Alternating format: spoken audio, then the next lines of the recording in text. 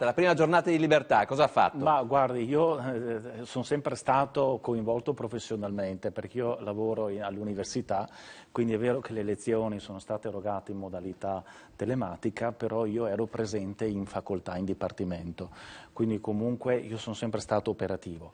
È vero che c'è responsabilità, ma c'è anche molta irresponsabilità, questo bisogna approfittarne per dirne, perché guardate che è un attimo tornare alla fase 1.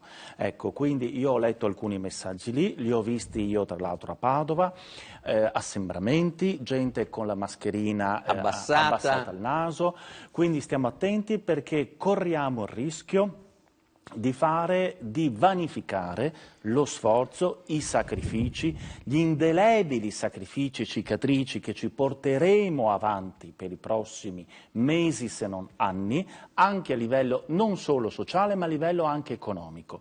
Quindi non rischiamo, non facciamo l'errore come è stato fatto in Germania per esempio, come è stato fatto in Spagna, dove hanno riaperto subito e dopo 10-15 giorni i contagi sono Lei avrebbe schizzati aspettato in ancora un alto. po'?